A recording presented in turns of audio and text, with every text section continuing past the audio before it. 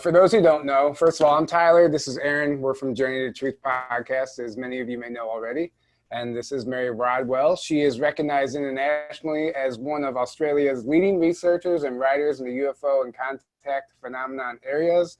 She is founder and principal of Australian Close Encounters Resource Network, ACERN, formed in 1997.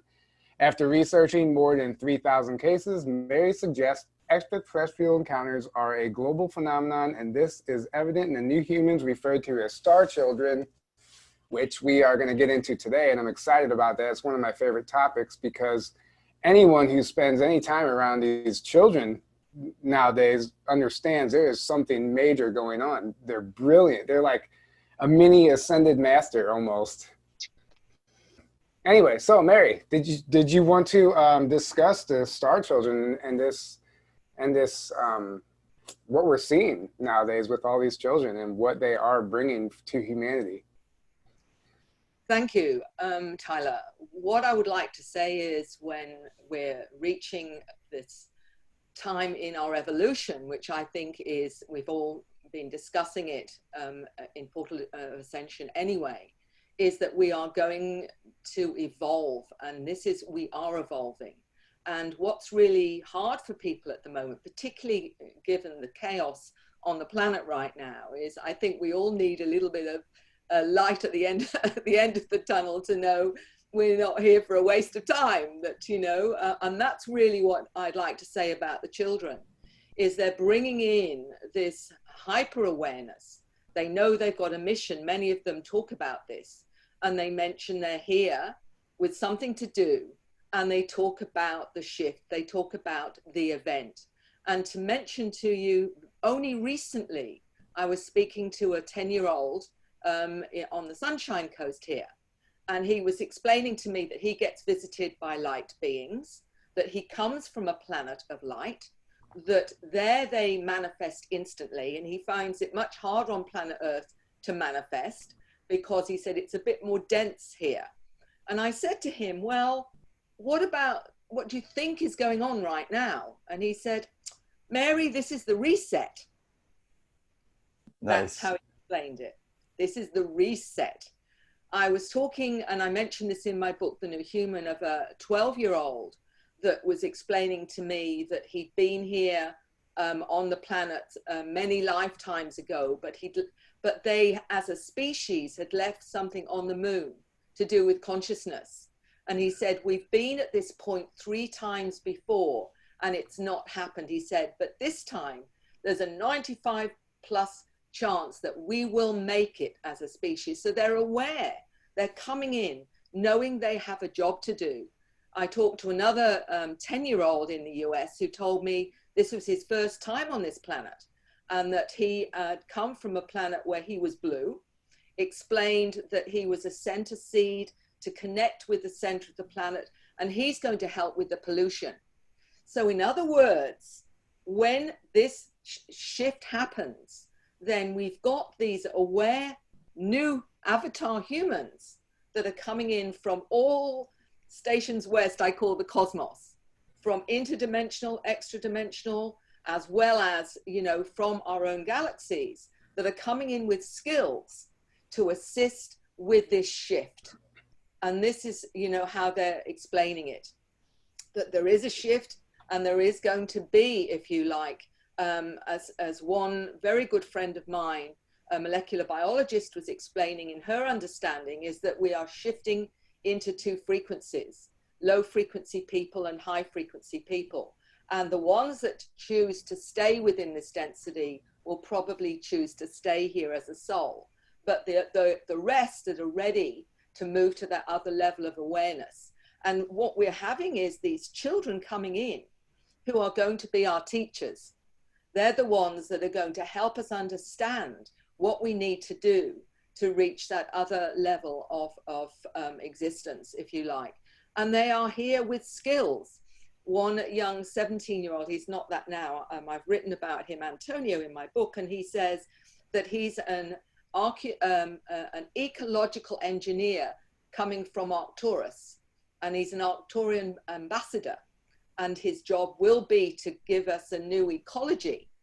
So here we have children that are very aware of their mandate, very aware they're here to help with this shift. And they're dealing with ecology, they're dealing with pollution. You know, this is the kind of awareness that I'm talking about.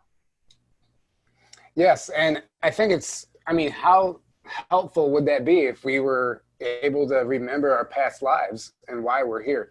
And that's one gift these children have. And I think that's so crucial. And like you said, if you've ever spent any time with these children, just have a conversation with them, what they can teach us. I mean, if you want to be reminded about the purpose of life, just have a conversation with the child. It's so true, though, because, you know, that's the one thing we all forget to do is to have fun. And we forget to be a child. And it's so crucial in these times. So do you call them indigo children, star children, or crystal children? Is there a specific name? Well, they're all in the same bucket, really, in the sense that they are the new, more awake, evolved human. They're given many names. Metaphysically, they're given the names indigo, crystal, rainbow children, children of light. There's a whole range of metaphysical terms for them depending on their energy field, for example, and their job that they've come to do. For example, the indigo is the warrior. For example, they've come in to challenge the system. You've got some coming in with love or with skills in empathy that have come as healers, for example. I mean, a lot of these children will say that they can heal, and their parents will say, you know, I didn't feel very well, or I'd hurt my knee, and my little daughter put her hands on my knee, and the next minute I was fine. They also, many of them communicate with animals, for example, as one 8-year-old told me his job was to show humans that we need to treat animals with respect, that's important, that we understand they're connected to us. So they're here to teach, but they're also here, as I say, to assist us with this shift. But when you talk about the crystal children, the indigos and whatever, in mainstream, many of these children are given rather dysfunctional names, such as ADHD, Asperger's, dyslexia, and some forms of autism, simply because they're wired differently and they're not operating in the same way that we were programmed to operate. And they're harder to program, which is, I think, the very point of why they've come in with different wiring, is because the problem with many of us older generations and older models of human is we've been programmed out of our awareness. We're told it is not real, that it's imagination, that there's something wrong with us. And this is part of the problem of the Western programming, particularly, not the indigenous programming, because they're very open to their multidimensional selves. But we have been programmed out, and that is part of the problem. You know, Peter was talking about connecting to our multidimensional selves and connecting to our higher selves. But many people are afraid to do that because they're afraid in some way they'll lose the plot. That in some way they will lose their balance and the integrity of understanding what reality is. But that's, in fact, if anything, we're shut off from the very source that helps us to understand who and what we are and where, and our multidimensional connection to those many lifetimes of learning and growth and understanding that we can access through sometimes hypnosis, regression, sometimes through a healing or shamanic journey. These are ways we access it again, but we have a psychology in mainstream that tells us that's dangerous. You do that and you're going to end up, you know, unwell. So we've got this conflict of trying to access that against a society that on the whole, and even within religions, it's considered often dangerous, or demonology, for example, for you to access your team. You know, I call it my non-physical team, if you like. And that is, for me, has been the one that has given me the help to understand what we miss out on when we do not connect to that superconscious higher self, oversoul, or whatever name you want to give our superconscious. Yeah, you just said an entire, I mean, there's so much there you just covered. And these children basically are here to remind us of what we're capable of. And when we see them healing and communicating with animals, it triggers something with us, within us, it activates us. And it's interesting what you said also about the, you know, this whole, if anything, we're cut off to our true purpose, but that's the part of the programming, because whatever our true purpose is very scary, because it threatens your old reality, and people aren't ready to give that up, like you said. So it is a conflict, and that's where we see these people who are just kind of turning away from the truth and living the ignorance is bliss lifestyle. It's really interesting. Well, Tyler, it's a cognitive dissonance, because you know, we are told about imaginary friends. Children have imaginary friends, for example. I remember one of those ladies very early on when I got involved in all of this, and she said, you know, I was telling my mum at 6 years old that I was seeing aliens, and my mum said, that's just imagination. And she said, I was forever in conflict between what was real and what was not real, because that was not allowed for her to experience her multidimensional self. I'm talking to children across the board, and parents are talking to their children that talk about, you know, their best friend and their buddy who is blue with big black eyes, or it's an angelic being, or it's a being of light, or whatever. And they're supporting them and also taking them on journeys to spacecraft, to other planets, for example. As one 8-year-old explained to me very excitedly that she'd been taken on board a craft to go to a planet where she was being taught how to levitate and how to use her third eye, and also was shown genetic engineering, how they're seeding other planets in other galaxies and what have you. And this is a reality for her. And then you come, and I said to her, do you ever talk about this kind of thing to school? She said, oh no, they wouldn't understand. So, you know, this is the whole point. We're living this kind of dual reality where we promote one way of interacting with our everyday souls around us, and we're having this whole other reality that may or may not be safe to talk about, depending on who you talk about. It's almost a bit like we're seeing with this virus. You've got those that believe the narrative that everything they're being told on the television is true, and you've got those that are saying, wear a mask, you must be joking, this is a whole pandemic. And you've got this awful kind of split in our humanity and our consciousness at the moment, between to believe the narrative or to say, sorry, but I've just taken the red pill and it's all, you know, not true. And we're getting it with that. Heaven, what would you say if you said to somebody, well, my non-human teams just told me that this is a load of X, Y, and Z, you know? So we're living in this really weird kind of dichotomy at the moment that, you know, so what do you honor? What do you, what do you trust? Do you trust what you're told out there, or do you trust your core? Do you trust your resonance to truth? Because this is the challenge right now, is resonance to truth. And you are the only instrument of that. You can't rely on anybody out there to give it to you. You have to trust this, because that ultimately is all you've got. Yeah. Yes. Amen. Amen. Yes. And then that's why it's so important to focus on your spiritual growth, because as you grow, your resonance, your intuition becomes a little bit more in tune, and it's a lot easier to just pick up on this deception, and you see right through everything. So that's why it's so key to be taking care of ourselves right now and be focused on that. I wanted to ask you about hybrid children and where they come in and what role they play, because I've been made aware that I have hybrid children. Many of us do, and it's very confusing to me.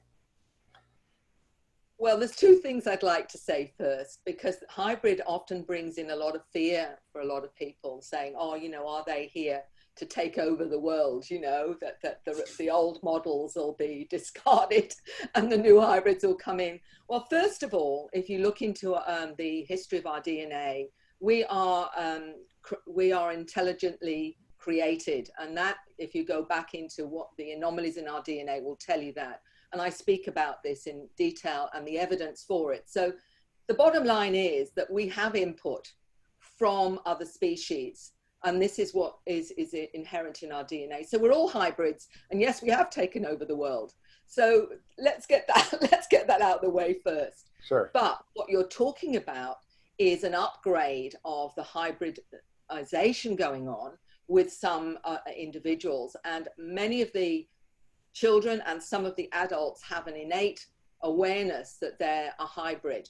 And the young people and children that are aware of this have come in with that activated, so that they are connecting more to their star family than they are so much to the human, saying, I can't make sense of this planet. It's too barbaric.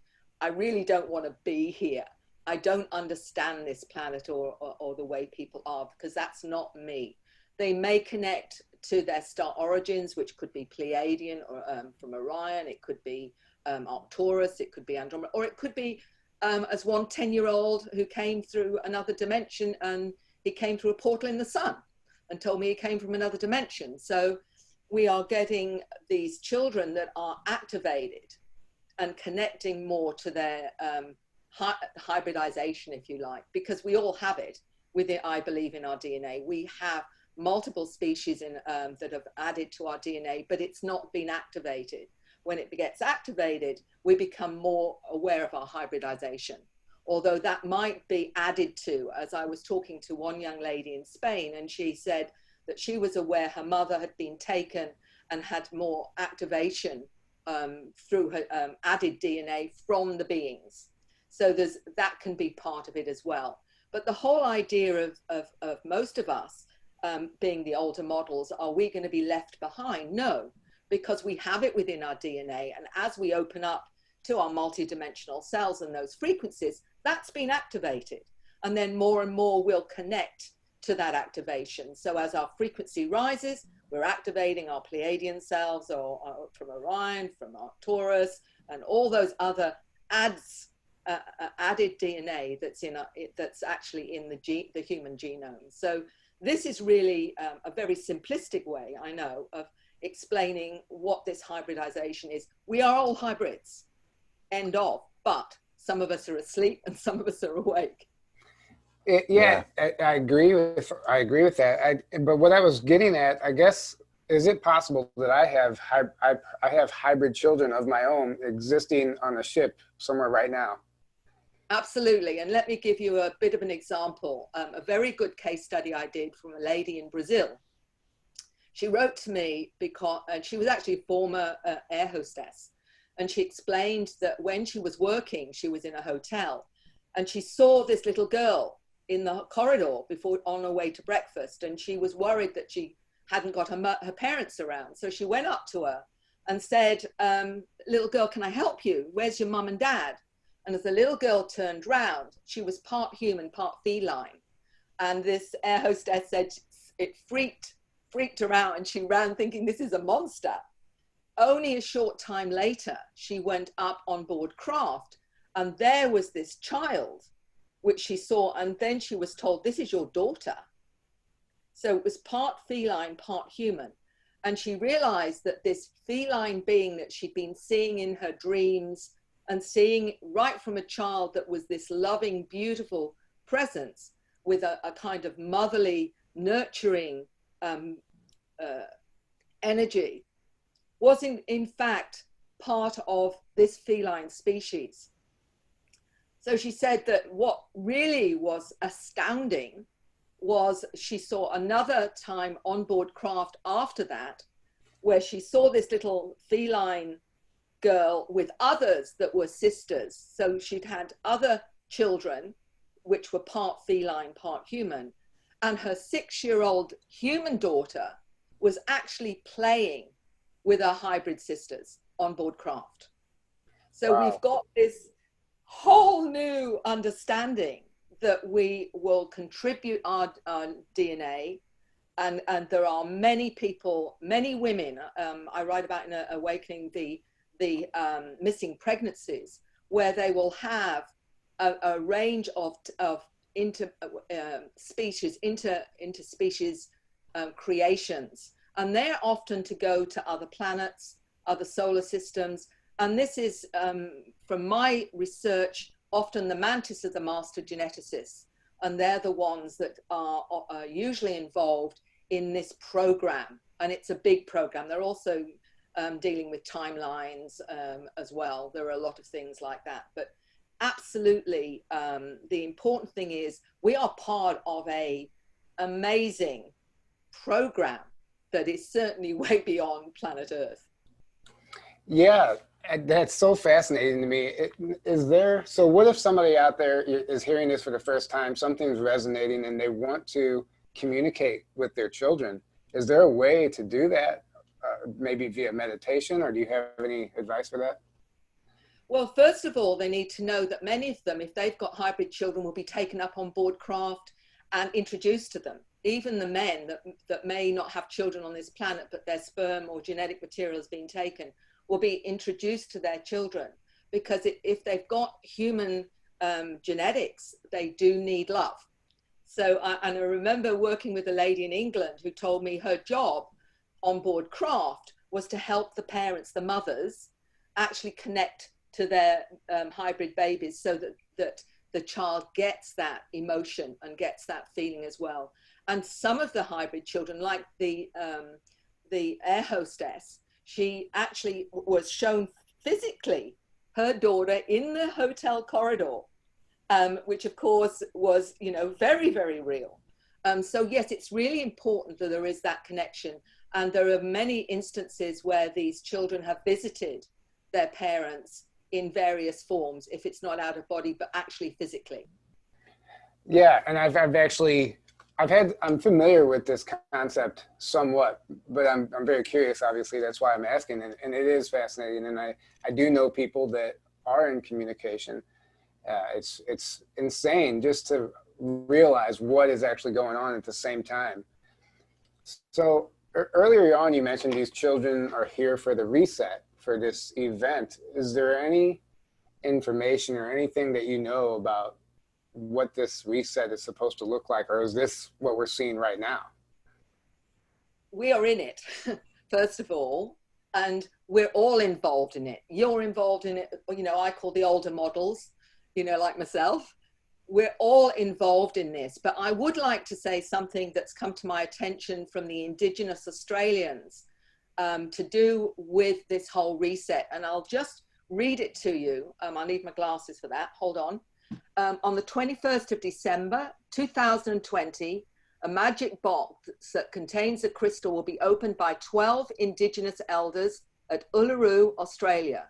The box contains Pleiadian technology that may or may not release a beneficial frequency that's emission depends on the goodness of mankind. So in other words, if we are now ready, that frequency will assist with the reset. And this is on the 21st of December at Uluru. And this is this is the prophecy, this is the magic box, they call it. And that to me is very, very profound, because we've always known that Uluru was a very sacred place on this planet as well. So we are getting help from multiple levels, not only from our superconscious, from all those wonderful non-human teams that are around us, not only from these wonderful souls coming in from all over the galaxies and cosmos, bringing their skills to help this planet now move to that new, awakened and amazing future, because it will be amazing. And this is what I think we're sensing. But can we fully imagine what it's going to be? I don't think so. That's what I've been told. Mary, whatever you think, you can't actually conceive it yet because you're not ready. So there you go. Yeah, I mean, that's huge. What you just explained about occurring on the 21st of December, that's big. That's big.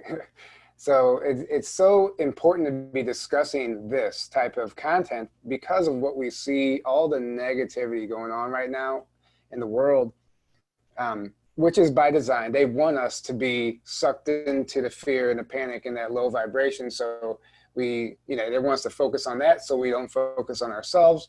And when we don't focus on ourselves, we are no longer an effective spiritual warrior, if you will. And we're no longer effective in this spiritual warfare that's taking place right now. So these conversations are so important. And this is the stuff that we need to be preaching to everyone. And thank you for that. We have a couple questions. Somebody wants to know, if you're saying the hybrids, is their consciousness also a hybrid? I'm not sure what they mean by that. Are you saying their consciousness is hybrid?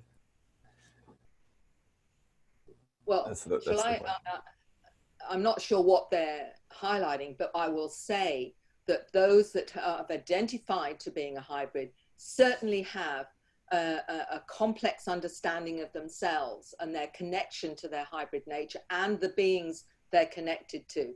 Remember, the one thing that's going on here is they are being educated out of body on board craft and on other planets. So they're being taught everything from quantum physics right through to the nature of reality and the origin of the species. So they're getting the truth.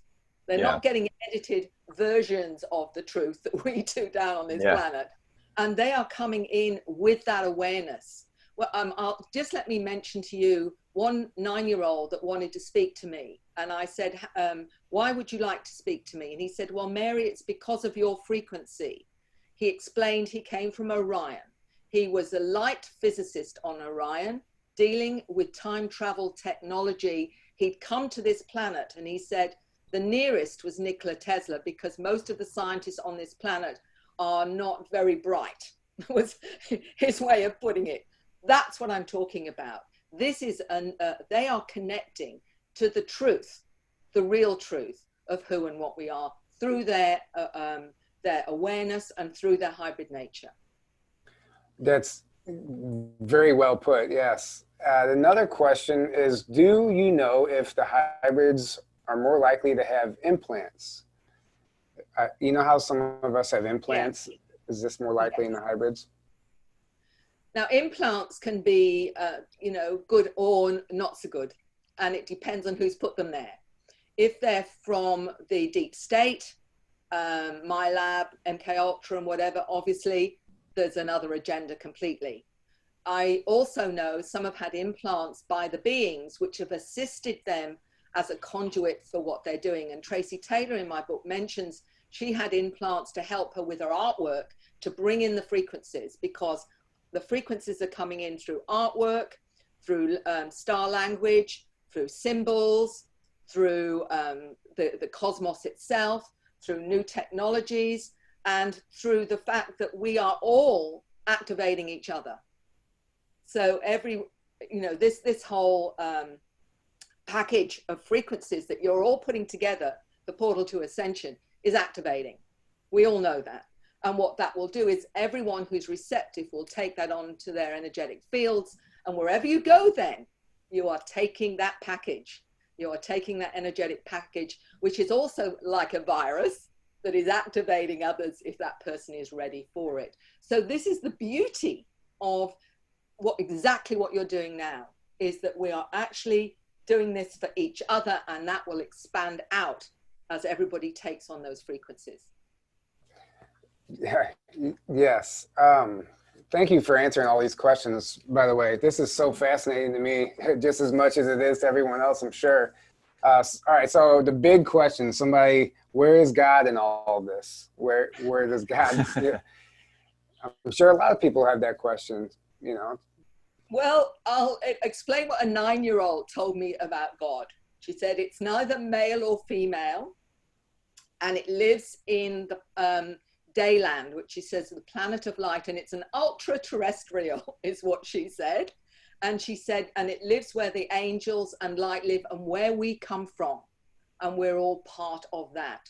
So my understanding is perhaps a little bit different to a religious one, in the sense that I believe we're all aspects of that source. And so that makes the most sense to me. But all I can say to people is, you know, the information is about you resonating to it.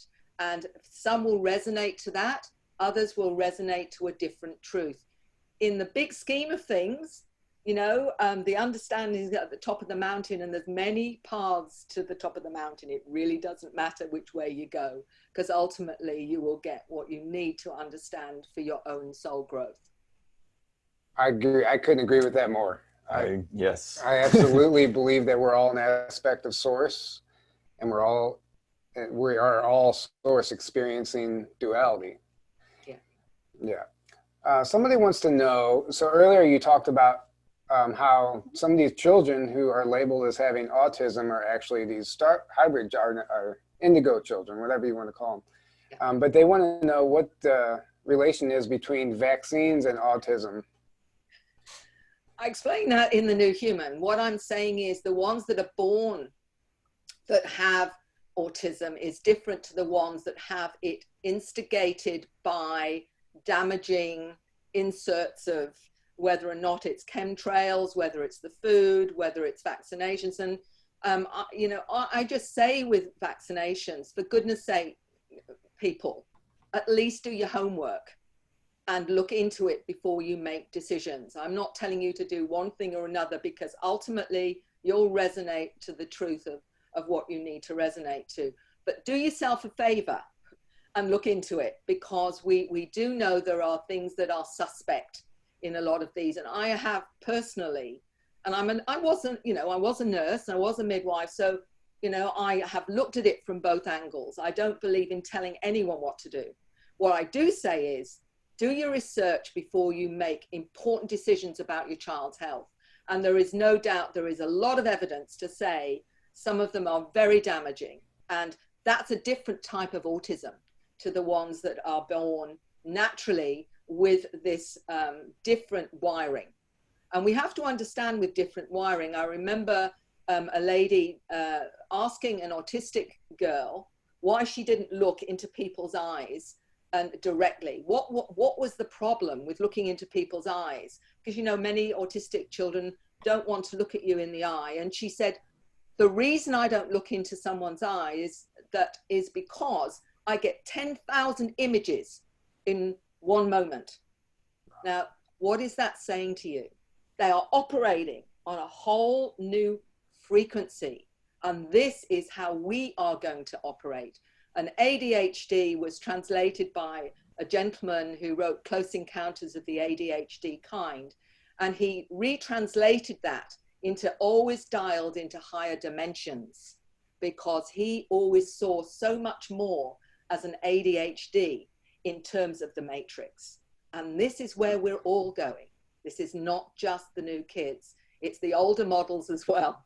We're all getting ready for this completely new understanding of reality. Yes. And what's interesting about the ADHD thing is that I have a friend whose child was diagnosed with ADHD, and they were not going to medicate. They were not going to. So they started exploring different options. They came across this brain balance program, and they enrolled him in this brain balance program. They had him do, like, for a week, practices with a patch on his right eye, practices or with a patch on his left eye. They changed his diet. Within like 2 weeks, he transformed. He was like, became the most behaved student in class. He was getting good grades in just a matter of weeks, just by doing this brain balance program. So we're just not taught about what we need to do if these problems do occur. One of the things, Tyler, is that I wrote in, I got Dr. Lena Olson, particularly had ADHD, a slightly dyslexic, et cetera, and as a molecular biologist, she found that they use up more vitamin B. There are other vitamins that they particularly need, and minerals, because they operate at a higher speed. She also managed to measure that they are many times more sensitive to touch, to hearing, and to sight. They see more of the visual spectrum. All of these things, of course, heighten their awareness and make it much harder for them to be slowed up, which is what Ritalin does, so that they can be programmed into the old limited and limiting paradigm, which the rest of us have had to endure and break out of. So there are things that they can do. Watch the diet, look at what food, you know, organics, none of the preservatives, et cetera, look at the, you know, the fluoride in the water. All these kinds of things are what will limit them from being all they need to be. So it really is looking at all the different ways we're being shut down. And everyone who's listening does know exactly what I'm talking about. The structures behind wanting to shut down us so that we don't challenge the mindset. We don't challenge the system on this planet that is broken, and we all know it is. Yeah, and the biggest trick there, especially with kids and their diet, is, you know, what's the best way to poison somebody? Make it taste like candy. You know, you're not gonna make poison obvious. You want it to taste good. You want to crave it, and they want to make it addictive. So that's how they suck us in at a young age, you know. Somebody wants to know, have you been given any guidance on practical ways we can help our friends and family members who are struggling with this reset to come into alignment with what's happening? Good question. I think this is a time to challenge us to speak our truth, because it's very hard when you've got so many that have bought the narrative and are very keen to stay with that because it makes them feel safe and because they're scared. To actually try and show them that there's another way, they've got to be receptive to that. But it's doing it with love. It's about stating your truth, because now we're being challenged to speak our truth. We're being challenged to own who and what we are. And it won't happen if we're scared of other people's opinions, are scared of criticism and judgment. Ultimately, we have to own this truth. This is why we're here. And so you can do that gently. You can do that with love and say, well, this is why I am where I am with this, and this is the reasons why. They've still then got a choice. They've got a choice to move to that step or not. But I do believe, in a way, what, you know, Dr. Olson, my friend, was saying, that we're separating out now into these two frequencies, and the low frequency people have chosen, I believe, on a soul level to stay put. They still want to experience 3D. And the rest are saying, no, I've done my bit on 3D now, thanks very much. I'm ready to go to this other level. And you're seeing the polarities right in front of you right now. And it certainly looks that way, doesn't it? Unless there is some amazing event, and goodness knows what that might be. Maybe the craft are just going to appear in the skies, as some have seen. Whether or not that's the reality or a false flag, we don't yet know. Or whether there's some other event that shifts that consciousness so that people can embrace this new reality. Let's face it, you know, often as humans, we have to have our back against the wall before we actually do anything, because we're pretty stubborn. It has to be pretty uncomfortable before we say, you know what, maybe I ought to do this. So our back is being forced against the wall right now. And that's important, and it's a good thing, because it's forcing people now to make important choices about what they want their future to be. Yeah, absolutely. In a lot of ways, this entire event right now that's happening, this pandemic, whatever you want to call it, has been a catalyst for a lot of people. It has backed them into the corner, and it has forced people to explore new options and look at things in a way they would have never done before. So it is happening. And just to add to that answer, I noticed when I started speaking my truth, I was surprised. You know, obviously, you speak your truth. The people who don't belong will fade away, and the people who do belong will just be magnetized towards you. And I was surprised at the people who were reaching out to me and had questions. And that's one good way to assist in your friends and family, to speak your truth. And the people who want to know, they're going to find their way towards you. And they're going to ask you. Maybe it's just something insignificant, but whatever you might say might start them on their journey. So. Yeah, and Tyler, you're absolutely right. I think, though, now it's not about pretending anymore and putting on the masks and doing the socially accepted thing anymore. It really is about owning it. And you don't have to be cruel. You don't have to be aggressive. You can just state it as, this is my truth, and this is where I need to be. And, you know, they can take it or leave it. I mean, I found I made that decision very much when I reached my middle years, was, you know, do I want my children, when they're grieving me, to know a pretend Mary, you know, the socially correct Mary, or should they really know who their mother is and grieve that? Because even though she may be a pain in the neck sometimes and, you know, and embarrass me or whatever, at least I know who my mother was and what was important to her. And that's my legacy to them, is the me. And that's what I think is our legacy to this planet, is coming here to speak our truth and be our truth. That's such an important point, because like you said, I think maybe Neil even uses this term, but we all go out there and we become a cardboard cutout version of ourselves. And so many people just know that version of us. And I never thought about that. So if something does happen, they'll be grieving a fake version of you. And that should be a motivation to just want to be your authentic self all the time, you know, because all these people don't even know who you are. You know, for the first half of our lives, we don't even know who we are. It's the self that you created to fit into society and this world that we live in, but it's not the real us. Yeah. So until we connect to our true selves, then we can start living from that and living our purpose. But yeah, that's falling away. I see so many people right now are going through this dark night of the soul because they're like, oh, well, who am I outside of my job or the money I make or the car I drive or this or that?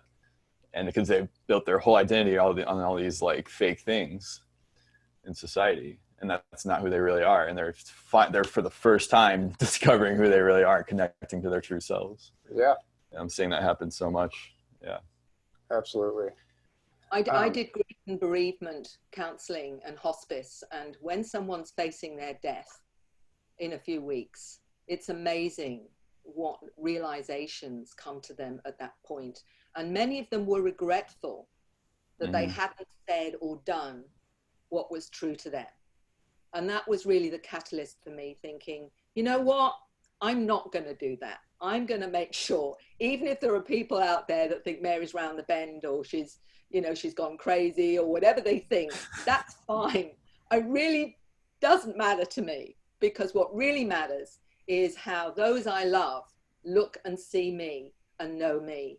And, you know, if that's my legacy, it really is about saying to my children and my grandchildren, be the beautiful, unique person that you are, because that's how the planet will change, is when we do that, rather than try and please people that make judgments on you anyway. So you're exactly. You know, what does it matter? People are going to judge you no matter what. So you might as well, yeah. Live from your true heart. Yeah. And then another point to being your authentic self is, you know, you don't only draw the people that belong in your life, but the opportunities and the career paths or whatever it might be. When you start speaking your truth, doors open.